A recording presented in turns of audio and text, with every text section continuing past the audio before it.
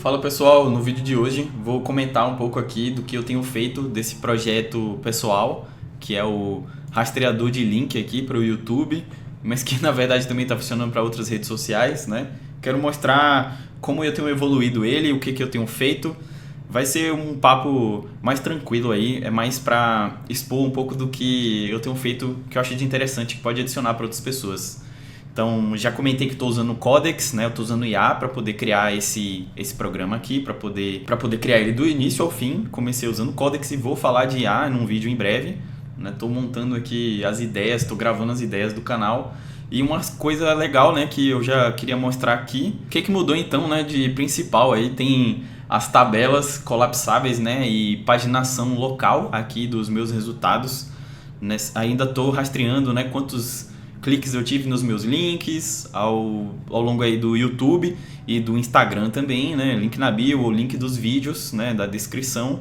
Tô com 141 cliques desde que eu comecei a medir, mais ou menos por volta do dia 8, eu acho. Eu tenho que olhar melhor para poder confirmar. E aí, pelo uso, eu já percebi algumas coisas que ficam grandes, né, na tela, que dificulta o uso. Por exemplo, a quantidade de links. Já que eu crio um link para cada vídeo meu no YouTube, eu acabo tendo vários links aqui. Então essa tabela vem crescendo bastante.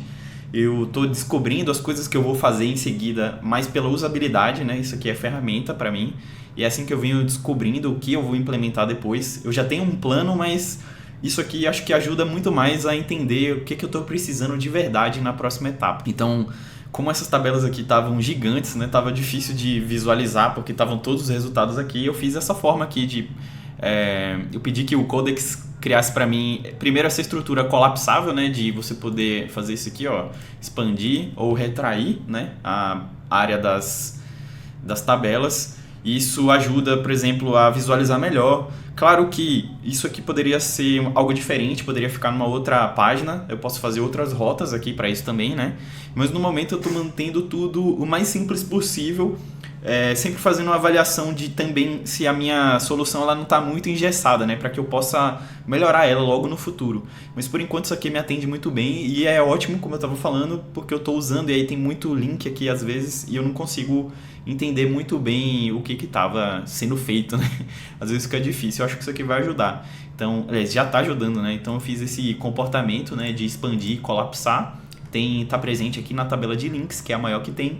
Essa tabela aqui também de vídeos salvos do YouTube, ela também tende a crescer bastante. Foi implementado nela também. O meu código, o Codex, ele chama isso aqui de um card, né? Essa estrutura aqui ao redor. Eu não sei se vocês estão vendo, apontando aqui o mouse, se o cursor é pego na imagem.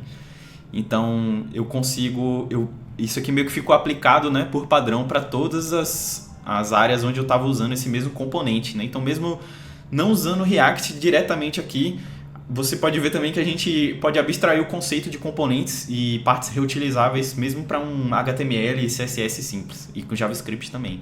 Então isso aqui ajuda, foi legal de fazer também, né, de ver também o Codex usar o browser, né, e ir testando, muito legal. Um outro comportamento que eu estava falando, né, que é uma paginação local. Paginação local, por que eu chamo isso, né? Porque, como eu estava falando, eu tenho uma tabela grandona aqui, nesse caso seriam 31 links no total. Então, eu por padrão não vou querer ver muitos, mas se eu quiser uma descrição maior, o que eu tenho que fazer então? Ó, mostrar mais 10. Então eu tenho esse botão aqui que expande a lista, né, traz mais. E por que eu falo que é local? Porque esses dados aqui não mudam muito, né? Uma ID de vídeo do YouTube eu acho que não muda, ou dificilmente muda. Então, como isso aqui é uma duplicação, né, de links e vídeos do YouTube que mudam muito pouco, eu tenho essa segurança de poder paginar e eu sei que eu não preciso ficar fazendo uma requisição toda hora na API, é uma coisa simples. Bem, claro que isso muda, né, de acordo com o uso. Aí dá para mostrar, tem um botão aqui de mostrar menos, né, então ele vai também... mostrando menos opções, ele vai reduzindo o tamanho da lista, né? Porque se eu coloco para mostrar mais 10, ele tem 20 aqui no total. E ele mostra, né, parcialmente, eu estou mostrando 20 de 27 resultados. Também tem a opção de show all, né, mostrar todos. Então, muito legal isso aqui que eu estou fazendo. É coisa simples, mas que eu estou achando muito interessante de fazer. É legal como os dados estão chegando, né, do uso real da minha audiência, de quem me assiste no outro canal. Eu consigo já ter uma noção de cliques por view, né? Vocês vão notar também que entrou muito mais vídeo.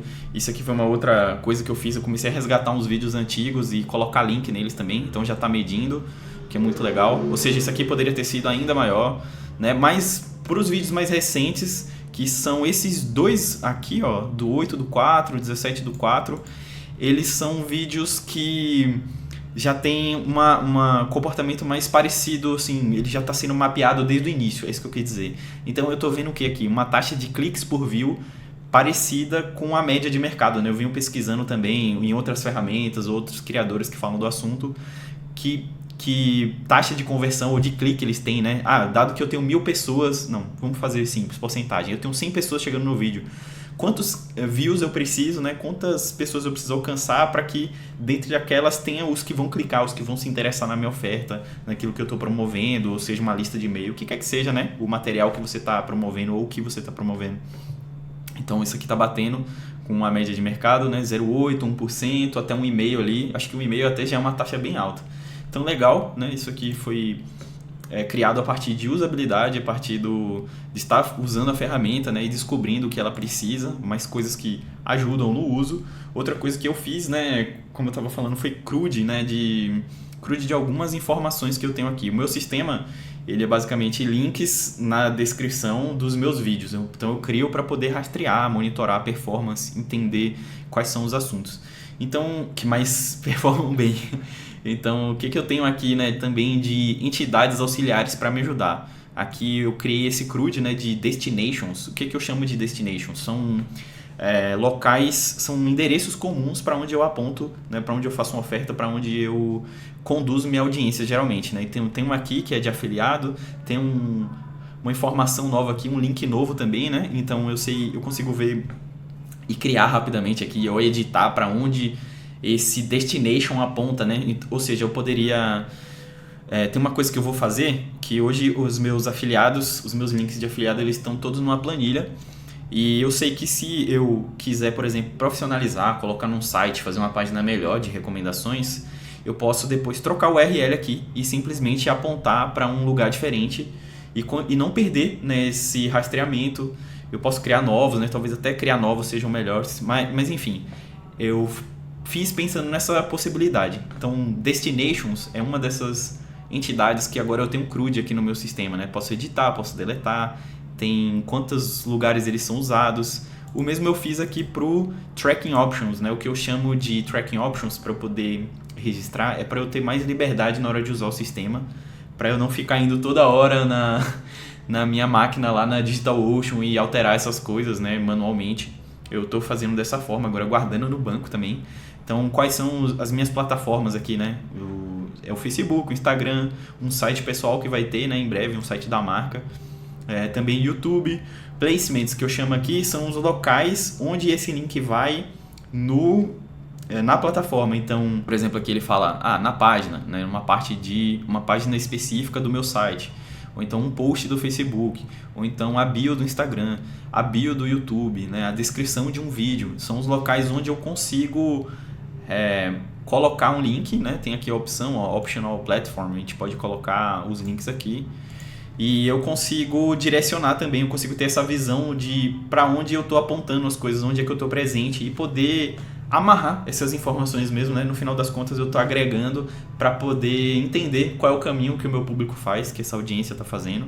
Também, né, tem a funcionalidade aqui de colapsar, né, de também mostrar mais ou menos resultados. Tá muito legal isso aqui também. Outra coisa que eu fiz que tem sido muito útil, porque eu tenho testado bastante, criar links e olhar as métricas e ver se as coisas estão funcionando mesmo.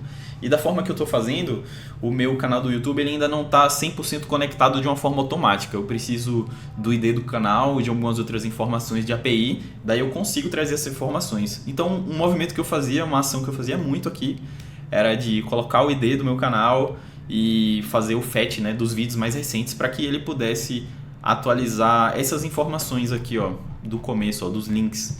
Né? Por exemplo, quantos links já ocorreu nesse vídeo específico. Então, ou então aqui na parte de vídeos salvos, na métrica de cliques por view, ele só atualiza as views do vídeo quando eu faço esse fetch do YouTube. Então, como eu estava fazendo muito isso para testar e para poder ver, né, de uma forma mais manual por enquanto, e eu coloco aqui um select, né? Eu coloquei um select, então eu já escolho qual é o canal que eu quero atualizar. Então eu vou lá, escolho e fetch latest videos. Claro que eu poderia fazer de outras formas, né? Isso aqui é um uso mais simples, mas eu também vejo uma possibilidade de, no futuro, se eu quiser, por exemplo, trazer para essa ferramenta aqui os dados do meu canal de tech e criação de conteúdo, que é onde você está me assistindo agora, para poder fazer algo, eu não sei se a palavra é essa, é tipo multi-tenant, né? O fato de ter mais de uma origem, mais de um usuário, enfim, ter esses dois domínios separados. Isso aqui também ajuda agora e vai ajudar mais no futuro. Pode ser um cron job, sabe? Fazer o meu Node, a API, ela programar horários, né? Eu criar uma certa recorrência de atualização dos dados, né? Para o canal. E isso até seria interessante para uma outra parte aqui, que eu não fiz ainda, que está manual, que é o backup dos dados, né? Hoje eu faço de um jeito bem simples, para vocês verem como...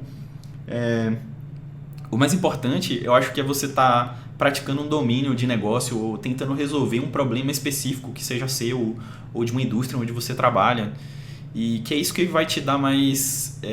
vai te fazer sair do lugar, começar a praticar. Tem gente que fica ainda praticando com coisas que não entende muito ou que não traz muito da vivência. Eu acho que mesmo que simples, vai te beneficiar muito colocar em prática o seu código para algum problema, alguma situação que você está vivendo de verdade, né? Que você está tentando resolver.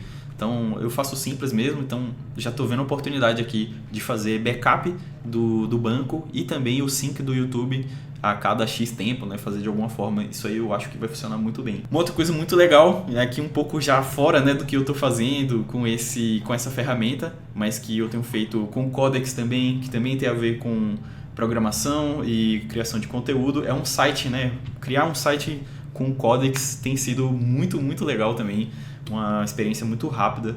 Eu fiz uns desenhos, né, no papel, eu peguei um caderninho aqui, desenhei algumas coisas, fiz um mock, né, e mandei uma foto pro Codex e ele entendeu. E ele fez um estilo muito legal também. Eu pedi para que ele fosse moderno e minimalista, né? Eu queria que fosse bonito, mas que não tivesse aquele monte de luz. E daí eu percebi que mesmo com palavras mais simples, uma descrição mais simples, né, mais alto nível, sem muitos detalhes, para o design, ele criou uma versão que me agradou muito, usou as cores que eu pedi. Então tem sido muito boa essa experiência de codar com IA, e mesmo um design simples como dessa ferramenta aqui, né, é uma ferramenta extremamente simples que me ajuda a provar um conceito e praticar mais de programação. E isso aqui também eu vou tirar valor para minha criação de conteúdo, mas vocês podem ver, eu pedi para ele, faz uma coisa simples. Eu gosto de azul, gosto de branco, de cinza. Não gosto de branco necessariamente, eu acho que eu prefiro o Dark Mode aqui. Eu vou fazer depois.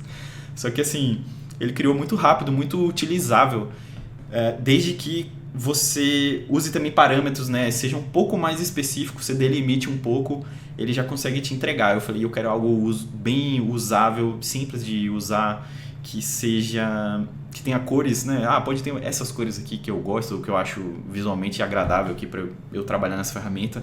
Olha aí como eu falo da usabilidade. Daqui eu já vou tirar a feature de Dark Mode também, que deve ser muito tranquilo dele implementar. Acho que vai cansar menos meus olhos. Mas o que eu quero trazer com isso, né? Como é fácil, como é rápido prototipar as coisas, né? Hoje em dia com o IA, com o Codex. Eu acho que essa é a maior vantagem que a gente tem que extrair, né, desse momento do mercado, do que está acontecendo, de quem é programador, de quem está entendendo o que está acontecendo. Eu acho que você não deve ter medo da IA, você deve entender o poder dela como ferramenta e tomar para você, né, a capacidade de produzir mais com a ferramenta, em vez de também ser só dependente dela. Você agora vai ter que entender a base, entender os fundamentos, entender as decisões mais macro, que você também pode ter ajuda, né? Você também pode usar um ChatGPT ou um outro modelo assim de pensamento mais profundo, e ele te ajuda no nível mais geral a entender que estratégia, né? De que forma você pode, por exemplo, atacar a criação do código, quais blocos você vai dividir, porque com certeza o que não funciona é você mandar um prompt genérico e falar faz aí, e ele vai começar a criar um monte de coisa.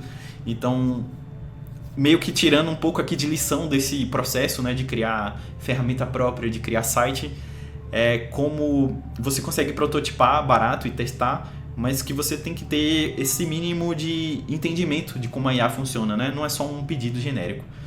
Nada de vibe code aqui, hein? Vamos fazer de um jeito mais profundo isso aí. Então é muito legal, eu tô testando, por exemplo, essas coisas que eu tenho feito, esses sistemas, com um domínio, uma coisa simples. Eu paguei ali um domínio da HostGator, baratinho, e consigo testar, né? Hospedar as minhas informações aqui e levar para o mundo real, testar uma ideia. Eu também estou usando uma VPS muito baratinha da DigitalOcean, então é muito interessante como nunca foi tão fácil você testar ideias, né, prototipar. Claro que não é de graça, não estou falando que isso aqui não custa dinheiro, mas com pouco dinheiro você já consegue testar algumas ideias. Por exemplo, o Registro BR, se eu não estou enganado, ele vai cobrar R$50 por ano para você manter um domínio. Eu não tenho certeza, tenho que confirmar esse número. Mas R$50 por ano é um valor muito baixo para você conseguir testar isso, sabe? Você não precisa nem fazer na HostGator necessariamente. Uma VPS já tem um custo um pouco maior, né? Se ela está desligada, se ela está apenas mantendo o que você já criou, ela vai custar alguns centavos, alguns reais. Agora, se você mantém, por exemplo, uma computação bem simples, algo, sei lá, de 5 a 6 dólares uma máquina, que você já consegue trabalhar com esse volume, né? E se você alimentar também os gastos, ou seja, você já consegue testar muita coisa, colocar um servidor, colocar uma aplicação, um site, tudo no mesmo domínio. Não que seja a melhor forma de fazer, mas é uma forma de fazer e testar. Se não fosse fácil assim, se não fosse possível assim, eu não estaria conseguindo testar tão rápido. A gente não conseguiria estar codando tão rápido como está agora. Então, deixa de medo e vai estudar a ferramenta, vai testar. O que eu acredito, então, que são os próximos passos aqui do que eu estou fazendo é continuar rastreando o máximo de informações que eu puder. Agora que o meu site vai para o ar, eu vou também medir o tráfego lá. Talvez não seja a melhor forma, eu acho que existem outras ferramentas de analytics para site, mas eu vou sim usar alguns links e monitorar eles estando lá na página do site também para poder ter as noções. Como eu estava falando nos primeiros vídeos também, a intenção é evoluir isso aqui para um sistema que me acompanhe, né? Que me ajude na minha criação de conteúdo, que me auxilie, que acelere e potencialize as coisas, né? Essa parte aqui de análise, de descoberta, de rastreamento está muito ligada em encontrar tendências, a ter mais do que só o que a gente pensa como insumo para tomar uma decisão, né? De certa forma eu também estou gerando informação aqui, eu tenho dados, na verdade, né? Para poder organizar e tirar decisões melhores, mas eu também quero que o sistema poste para mim, eu também quero poder agendar através deles, tem uma série de coisas. E por que eu estou falando assim de forma aberta? Porque os próximos passos são o quê? Não sei, vou ver e te falo. A verdade é que eu não sei assim qual o caminho exatamente completo do que eu estou fazendo, mas definitivamente é tudo guiado em geração de valor, em me economizar tempo ou gerar informações que vão me permitir oferecer melhor ou vender melhor, né, no futuro, encontrar mais gente. Então eu estou muito empolgado para fazer isso aqui e estou indo tateando mesmo, mapeando através do uso. Foi muito o que aconteceu essa semana e reconhecendo as oportunidades que o software tinha para eu poder melhorá-lo, sabe? Para poder descobrir o que vai ser melhor de usar daqui para frente. Mas também usando muito, né, pessoal, a organização, usando specs, usando documentos específicos da IA para poder justamente documentar as funcionalidades, documentar comportamentos. E isso é uma das coisas que eu quero falar no meu próximo vídeo. Muito em breve vai ter aí um vídeo também sobre IA, sobre como eu tenho usado, como eu tenho feito e como você pode também, né, usar mesmo simples, mesmo o mais básico de IA para potencializar muito o que você faz e se destacar na sua carreira ou destacar a sua empresa, o seu produto, o que você está fazendo. Agora você me conta o que você achou desse vídeo, dessa ideia que eu estou dividindo aqui, da progressão do sistema que eu estou criando. Quero que você deixe sua opinião nos comentários aqui embaixo, que essa é a melhor parte que tem. E se você quiser um contato mais próximo, trocar uma ideia, falar desses sistemas ou falar desse tipo de ideia, né, comigo, me chama no LinkedIn, tem um link aqui embaixo para a gente se tornar conexão e aí a gente fala sobre esse assunto. Agora, se você quer saber um pouco mais sobre o lado de criação de conteúdo, entender como é que eu faço esses vídeos, como eu estou apostando daqui em diante na criação de conteúdo, inclusive na área de tech, dá uma olhadinha nesse vídeo aqui, ó, ele está em algum lugar da tela, eu estou apontando, você vai ver aí um link e eu quero que você clique para você ter noção dessa ideia.